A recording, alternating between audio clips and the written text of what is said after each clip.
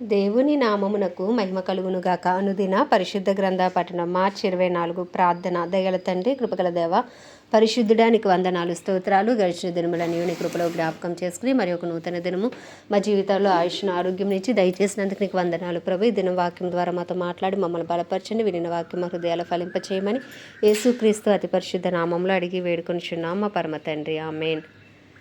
న్యాయాధిపతుల గ్రంథము 6-7 అధ్యాయములు. 6వ అధ్యాయము. ఇశ్రాయేలీలు యెహోవా దృష్టికి దోషులైనందున యెహోవా 7 ఏండ్లు వారిని మిద్యానీయులకు అప్పగించెను. మిద్యానీయుల చెయ్యి ఇశ్రాయేలీల మీద హెచ్చాయను గనుక వారు మిద్యానీయుల ఎదుట నిలవలేక కొండలలో ఉన్న వాగులను, గుహలను, దుర్గములను తమకు సిద్ధపరచుకొనిరి. ఇశ్రాయేలీలు విత్తనములు విత్తిన తర్వాత మిద్యానీయులను, అమాలేకీయులను, తూర్పున ఉండువారును తమ పశువులను, గుడారములను తీసుకుని మిడతల దండంత విస్తారంగా వారి మీదకు వచ్చి వారి ఎదుట దిగి గాజాకు పోవునంత దూరము భూమి పంటను పాడు చేసి ఒక గొర్రెను గాని, ఎద్దును గాని, గాడిదను గాని, జీవన సాధనమైన మరి దేనిని గాని ఇశ్రాయేలీలకు ఉండనీయలేదు. వారును వారి ఒంటెలను లేక ఉండెను. దేశమును పాడు చేయుటకు వారు దానిలోనికి వచ్చిరి. ఇశ్రాయేలీలు మిద్యానీయుల వల్ల మిక్కిలి హీనదశకు వచ్చినప్పుడు వారు యెహోవాకు మొరపెట్టిరి. మిద్యానీయుల వలని బాధను బట్టి ఇశ్రాయేలీలు యెహోవాకు మొరపెట్టగా యెహోవా ఇశ్రాయేలీల యొద్దకు ప్రవక్తనొకని పంపెను. అతడు వారితో ఇలాగూ ప్రకటించెను: ఇశ్రాయేలీల దేవుడైన యెహోవా సెలవిచ్చినదేమనగా, నేను ఐగుప్తులో నుండి మిమ్మల్ని రప్పించి దాసుల గృహంలో నుండి మిమ్మల్ని తోడుకుని వచ్చి తిని, ఐగుప్తుల చేతిలో నుండి మిమ్మను బాధించిన వారందరి చేతిలో నుండి మిమ్మల్ని విడిపించి మీ ఎదుటి నుండి వారిని తోలివేసి వారి దేశమును మీకు ఇచ్చి తిని. మీ దేవుడినైన యెహోవాను నేనే. మీరు అమోరీల దేశమును నివసించుచున్నారు, వారి దేవతలకు భయపడకుడి అని మీతో చెప్పి తిని గాని మీరు నా మాట వినకపోతిరి. యెహోవా దూత వచ్చి అబీయజ్రీయుడైన యోవాషునకు కలిగిన ఒఫ్రాలోని మస్తకి వృక్షం కింద కూర్చుండెను. యోవాషు కుమారుడైన గిద్యోను మిద్యానీయులకు మరుగే ఉండునట్లుగా గానుగ చాటున గోధుమలను దొల్లగొట్టుచుండగా యెహోవా దూత అతనికి కనబడి, పరాక్రమం గల బలార్జుడా, యెహోవా నీకు తోడై ఉన్నాడని అతనితో అనగా, గిద్యోను చిత్తము నా ఏలినవాడా, యెహోవా మాకు తోడై ఉండిన ఎడల ఇదంతయు మాకేలా సంభవించెను? యెహోవా ఐగుప్తులో నుండి మమ్మను రప్పించినని చెప్పుచు మా పితరులు మాకు వివరించిన ఆయన అద్భుత కార్యములన్నీ ఏమాయను? యెహోవా మమ్మను విడిచిపెట్టి మిద్యానీయుల చేతికి మమ్మను అప్పగించుడని అతనితో చెప్పాను. అంతటి యెహోవా అతని తట్టు తిరిగి, బలము తెచ్చుకుని వెళ్ళి మిద్యానీయుల చేతిలో నుండి ఇశ్రాయేలీయులను రక్షింపుము. నిన్ను పంపినవాడు నేనే అని చెప్పగా అతడు, చిత్తము నా ఏలినవాడా, దేని సహాయం చేత నేను ఇశ్రాయేలును రక్షింపగలను? నా కుటుంబము మనష్షే గోత్రములో ఎన్నికలేనిదే, నా పితరుల కుటుంబములో నేను కనిష్ఠుడినై ఉన్నానని ఆయనతో చెప్పాను. అందుకు యెహోవా, అయినానేమి, నేను నీకు తోడై ఉందును గనుక ఒకే మనుషుని హతము చేసినట్లు మిద్యానీయులను నీవు హతము చేయదువని సెలవిచ్చెను. అందుకు అతడు, నా ఎడల నీకు కటాక్షము కలిగిన ఎడల నాతో మాట్లాడుచున్నవాడు నీవే అని నేను తెలుసుకున్నట్లు ఒక సూచన కనపరచుము. నేను నీ వద్దకు వచ్చిన అర్పణమును బయటికి తెచ్చి నీ సన్నిధిని దానిని పెట్టు వరకు ఇక్కడి నుండి వెళ్ళకుమి అని వేడుకొనగా ఆయన, నీవు తిరిగి వచ్చే వరకు నేను ఉండేదనెను. అప్పుడు గిద్యోను లోపలికి పోయి ఒక మేకపిల్లను తుమ్మిడి పిండితో పొంగని భక్ష్యములను సిద్ధపరిచి ఆ మాంసమును గంపలో ఉంచి అది వండిన నీళ్లను కుండలో పోసి ఆయన కొరకు ఆ మస్తకి వృక్షం క్రిందికి దాన్ని తీసుకొని వచ్చి దగ్గర ఉంచగా, దేవుని దూత మాంసమును పొంగని భక్ష్యములను పట్టుకుని రాతి మీద పెట్టి నీళ్లు పోయమని అతనితో చెప్పెను. అతడు అలాగు చేయగా యెహోవా దూత తన చేత ఉన్న కర్రను చాపి దాని కొనతో ఆ మాంసమును, ఆ పొంగని భక్ష్యములను ముట్టినప్పుడు అగ్ని ఆ రాతిలో నుండి వెడలి ఆ మాంసమును, పొంగని భక్ష్యములను కాల్చివేశను. అంతటి యెహోవా దూత అతనికి అదృశ్యమాయెను. గిద్యోను ఆయన యెహోవా దూత అని తెలుసుకొని, ఆహాహా, నా ఏలినవాడా యెహోవా, ఇందుకే కదా నేను ముఖాముఖిగా యెహోవా దూతను చూచితినెను. అప్పుడు యెహోవా, నీకు సమాధానము, భయపడకుము, నీవు చావని అతనితో సెలవిచ్చెను. అక్కడ గిద్యోను యెహోవా నామమున బలిపీఠము కట్టి దానికి యెహోవా సమాధానకర్త అని పేరు పెట్టెను. నేటి వరకు అది అబీయజ్రీయేలు ఒఫ్రాలో ఉన్నది. మరియు ఆ రాత్రి అందు యెహోవా నీ తండ్రి కోడెను అనగా 7 ఏండ్ల 2వ ఎద్దును తీసుకుని వచ్చి నీ తండ్రి కట్టిన బయలు యొక్క బలిపీఠమును పడగొట్టి దానికి పైగా ఉన్న దేవతా స్తంభమును నరికివేసి తగిన ఏర్పాటుతో ఈ బండ కొనను నీ దేవుడైన యెహోవాకు బలిపీఠము కట్టి ఆ 2వ కోడెను తీసుకుని వచ్చి నీవు నరికిన ప్రతిమ యొక్క కర్రతో దహనబలి అర్పించమని అతనితో చెప్పాను. కాబట్టి గిద్యోను తన పనివారిలో 10 మందిని తీసుకుని వచ్చి యెహోవా తనతో చెప్పినట్లు చేసెను. అతడు తన పితరుల కుటుంబమునకు ఆ ఊరి వారికి భయపడినందున పగలు దానిని చేయలేక రాత్రివేళ చేసెను. ఆ ఊరి వారు వేకువనే లేచినప్పుడు బయలు యొక్క బలిపీఠం విరగొట్టబడి ఉండెను. దానికి పైగా ఉన్న దేవతా స్తంభమును పడద్రోయబడి ఉండెను. కట్టబడిన ఆ బలిపీఠం మీద 2వ ఎద్దు అర్పింపబడి ఉండెను. అప్పుడు వారు, ఈ పని ఎవరు చేసినదని ఒకరితోనొకరు చెప్పుకొనిచి విచారణ చేసి వెదకి యోవాషు కుమారుడైన గిద్యోను ఆ పని చేసినట్లు తెలుసుకొనిరి. కాబట్టి ఆ ఊరి వారును నీ కుమారుడు బయలు యొక్క బలిపీఠమును పడగొట్టి దానికి పైగా ఉన్న దేవతా స్తంభమును పడద్రోసను గనుక అతడు చావవలెను, వారిని బయటికి తెమ్మని యోవాషుతో చెప్పగా, యోవాషు తనకు ఎదురుగా నిలిచిన వారందరితో, మీరు బయలు పక్షంగా వాదింతురా, మీరు వాని రక్షించుదురా, వాని పక్షంగా వాదించువాడు ఈ ప్రొద్దుననే చావవలను. ఎవడో వాని బలిపీఠమును విరగొట్టెను గనక వాడు దేవత అయినందున తన పక్షమును తానే వాదించవచ్చును. ఒకడు తన బలిపీఠమును విరగొట్టినందున అతనితో బయలు వాదించుకొననిమ్మని చెప్పి ఆ దినమున అతనికి యెరుబ్బయలు పేరు పెట్టెను. మిద్యానీయులందరూ అమాలేకీయులందరూ తూర్పు వారందరూ కూడి వచ్చి నది దాటి యెజ్రెయేలు మైదానములో దిగగా యెహోవా ఆత్మ గిద్యోనును ఆవేశించెను. అతడు బోర ఊదినప్పుడు అబీయెజెరు కుటుంబపు వారు అతని వద్దకు వచ్చిరి. అతడు మనుష్యులందరి యొద్దకు దేవతలను పంపగా వారును కూడుకొని అతని వద్దకు వచ్చిరి. అతడు ఆషేరు, జెబూలూను, నఫ్తాలి గోత్రముల వారి వద్దకు దూతలను పంపగా వారును కూడిన వారిని ఎదుర్కొంటకు వచ్చిరి. అప్పుడు గిద్యోనును, సెలవిచ్చినట్లు నా చేత ఇశ్రాయేలును రక్షింపని ఉద్దేశించిన ఎడల నేను కళ్ళమున గొర్రెబొచ్చు ఉంచిన తర్వాత నేల అంతయు ఆరి ఉండగా ఆ గొర్రెబొచ్చు మీద మాత్రమే మంచు పడునెడల నీవు సెలవిచ్చినట్లు ఇశ్రాయేలును నా మూలముగా రక్షించదమని నేను నిశ్చయించుకుందునని దేవునితో అనెను. అలాగున జరిగెను. అతడు ప్రొద్దుట లేచి ఆ బొచ్చును పిడిచి నీళ్లతో పాత్ర నిండు వరకు ఆ బొచ్చు నుండి మంచుని పిండెను. అప్పుడు గిద్యోను, నీ కోపము నా మీద మండనీయకము, ఇంకొక మారే ఆ బొచ్చు చేత శోధింప సెలవిమ్ము. నేల అంతటి మీద మంచు పడి ఉండగా ఆ బొచ్చు మాత్రమే పొడిగా ఉండనిమ్మని దేవునితో అనగా ఆ రాత్రి దేవుడు అలాగున చేసెను. నేల అంతటి మీద మంచు పడినను ఆ బొచ్చు మాత్రమే పొడిగా ఉండెను. 7వ అధ్యాయము. అప్పుడు యెరుబ్బయలు అనగా గిద్యోనును అతనితో ఉన్న జనులందరూ వేకువనే లేచి హరోదు బావి యొద్ద దిగగా లోయలోని మోరే కొండకు ఉత్తరముగా మిద్యానీయుల దండుపాలెం వారికి కనపడెను. యెహోవా నీతోనున్న జనులు ఎక్కువ మంది, నేను వారి చేతికి మిద్యానీయులను అప్పగింప తగదు. ఇశ్రాయేలు నా బాహుబలము నాకు రక్షణ కలుగజేసుకొనెను అనుకుని నా మీద అతిశయించుదురేమో. కాబట్టి నీవు ఎవడు భయపడి వణుకుచున్నాడో వాడు త్వరపడి గిలాదు కొంత విడిచి తిరిగి వెళ్ళవల్లని జనులు వినున్నట్లుగా ప్రకటించమని గిద్యోనుతో సెలవిచ్చెను. అప్పుడు జనులలో నుండి 22,000 మంది తిరిగి వెళ్ళిపోయిరి.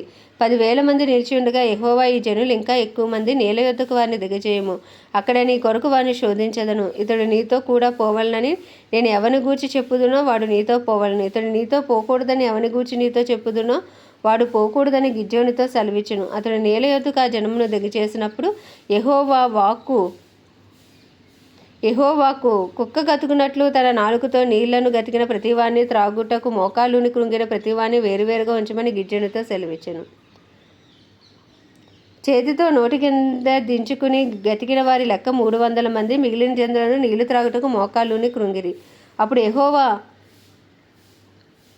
గతికిన 300 మనుషుల ద్వారా మిమ్మల్ని రక్షించెదను, మిద్యానీయులు నీ చేతికి అప్పగించెదను. జనులందరూ తమ తమ చోట్లకు వెళ్ళవచ్చునని గిద్యోనుతో సెలవిచ్చెను. ప్రజలు ఆహారమును బూరలను పట్టుకొనగా అతడు ప్రజలందరినీ తమ తమ గుడారములకు వెళ్ళపంపెను గాని ఆ 300 మందిని నిలుపుకొనెను. మిద్యానీయుల దండులోయలో అతనికి దిగువనుండెను. ఆ రాత్రి యెహోవా అతనితో ఇట్లనెను, నీవు లేచి దండు మీదకు పొమ్ము, నీ చేతికి దాన్ని అప్పగించెదను. పోవుటకు నీకు భయమైన ఎడల నీ పనివాడైన పూరాతో కూడా దండుకు దిగిపోము. వారు చెప్పుకొనుచున్న దానిని వినిన తరువాత నీవు ఆ దండులోనికి దిగిపోవుటకు నీ చేతులు బలపరచబడినని చెప్పగా అతడును అతని పనివాడైన పూరాయును ఆ దండులో ఉన్న సన్నద్ధులు యొద్దకు పోయిరి. మిద్యానీయులను, అమాలేకీయులను, తూర్పువారును లెక్కకు మిడతల వలె ఆ మైదానంలో పరుండి ఉండిరి. వారి ఒంటెలు సముద్ర తీరమందున్న ఇసుక రేణువుల వలె లెక్కలేనివై ఉండెను. గిద్యోను వచ్చినప్పుడు ఒకడు తాను కనిన కలను తన చెలికానికి వివరించుచుండెను. ఎట్లనగా, నేను ఒక కలగంటిని, అదేమనగా ఎవల రొట్టె ఒకటి మిద్యానీయుల దండులోనికి దొర్లి ఒక గుడారమునకు వచ్చి దాన్ని పడగొట్టి తలకిందు చేసినప్పుడు ఆ గుడారం పడిపోయినని చెప్పాను. అందుకు వాని చెలికాడు, అది ఇశ్రాయేలీయుడైన యోవాషు కుమారుడు గిద్యోను ఖడ్గమే గాని మరేమీ కాదు. దేవుడు మిద్యానీయులను ఈ దండంతటిను అతని చేతికి అప్పగింపబోచున్నాడని ఉత్తరం ఇచ్చెను. గిద్యోను ఆ కల వివరమును దాని తాత్పర్యమును వినినప్పుడు అతడు యెహోవాకు నమస్కారం చేసి, ఇశ్రాయేలీయుల దండులోనికి తిరిగి వెళ్ళండి, యెహోవా మిద్యానీయుల దండును మీ చేతికి అప్పగించుచున్నాడని చెప్పి ఆ 300 మందిని 3 గుంపులుగా చేసి బోరను వట్టి కుండను, ఆ కుండలలో దివిటీలను ప్రతివాని చేతికిచ్చి వారితో ఇట్లనెను, నన్ను చూచి నేను చేయనట్లు చేయుడి. ఇదిగో నేను వారి దండు కొనకు పోవచ్చున్నాను. నేను చేయనట్లు మీరు చేయవలను. నేనును నాతో ఉన్నవారందరూ బోరలను ఊదినప్పుడు మీరును దండుపాలెమంతటి చుట్టూ బోరలను ఊదుచు యెహోవాకు గిద్యోనుకును విజయము అని కేకలు వేయవలనని చెప్పాను. అట్లు నడిజాము మొదటి కావలివారు ఉంచబడగానే గిద్యోనును అతనితో ఉన్న 100 మంది దండుపాలెము కొనకు పోయి బోరలను ఊది తమ చేతుల్లో ఉన్న కుండలను పగలగొట్టిరి. అట్లా 3 గుంపుల వారు బోరలను ఊదిచి ఆ కుండలను పగలగొట్టి ఎడమ చేతులలో దివిటీలను కుడి చేతుల్లో ఊటకు బోరలను పట్టుకొని యెహోవా ఖడ్గము, గిద్యోను ఖడ్గము అని కేకలు వేసిరి. వారిలో ప్రతివాడును తన చోటున దండు చుట్టూ నిలిచి ఉండగా దండువారందరూ పరిగెత్తుచు కేకలు వేయుచు పారిపోయిరి. ఆ 300 మంది బోర్లను ఊదినప్పుడు యెహోవా దండంతటిలోను ప్రతివాని ఖడ్గమును వాని పొరుగువాని మీదకి త్రిప్పెను. దండు సెరేరాతు వైపున ఉన్న బేషిత్తా వరకు తబ్బాతు నొద్దనున్న అబేల్మెహోలా తీరం వరకు పారిపోగా నఫ్తాలి గోత్రంలో నుండి, ఆషేరు గోత్రంలో నుండి, మనష్షే గోత్రం అంతటిలో నుండి పిలిపింపబడిన ఇశ్రాయేలీలు కూడుకొని మిద్యానీయులను తరిమిరి. గిద్యోను ఎఫ్రాయిమీల మన్యదేశం అంతటికి దూతలను పంపి మిద్యానీయులను ఎదుర్కొంటకు వచ్చి బేత్పరా వరకు నా వాగులను యొర్దానును వారికంటే ముందుగా పట్టుకొనుడని చెప్పి ఉండెను గనుక ఎఫ్రాయిమీలందరూ కూడుకొని బేత్పేరా వరకు వాగులను యొర్దానును పట్టుకొనిరి. మరియు వారు మిద్యాను అధిపతులైన ఓరేబు, జేయేబు అని ఇద్దరిని పట్టుకుని ఓరేబు బండ మీద ఓరేబును చంపిరి. జేయేబు ద్రాక్షల తొట్టి వద్ద జేయేబును చంపి మిద్యానీయులను తరుముకొని పోయిరి. ఓరేబు, జేయేబుల తలలను యొర్దాను అవతలికి గిద్యోను నొద్దకు తెచ్చిరి. ఆమె దేవుడి పరిశుద్ధ వాక్యము మన వినికిడిలో దీవించునుగాక. ప్రార్థన. దయ తండ్రి, కృపగల దేవ, పరిశుద్ధుడానికి వందనాలు. జీవాధిపతి, న్యాయాధిపతి, మృత్యుంజయుడా, మహాగణుడా, మహిమాగణత కరుకుడవు, యోగ్యుడవు, పూజ్యుడవు, కృపను చూపుడికి ఐశ్వర్యవంతుడవు, కృపా సత్య సంపూర్ణుడవు, రాజుల రాజువు నైనా నీకు వందనాలు. నీ కృప కొరకు వందనాలు, నీ దయ కొరకు వందనాలు, సన్నిధి కాంతి కొరకు వందనాలు, నీ ముఖ కాంతి కొరకు వందనాలయ్యో. ఉదయకాలంలో మా అపరాధములు, మా పాపములు, మా దోషములు, మా అతిక్రమములను క్షమించిన ఆయన ఆయుష్ను, ఆరోగ్యం నుంచి మరొక నూతన దినం మాకు దయచేశారు తండ్రి, నీకు వందనాలు అయ్యా. నాయన మా కుటుంబస్తుల పాపములు సైతం దయతో క్షమించండి.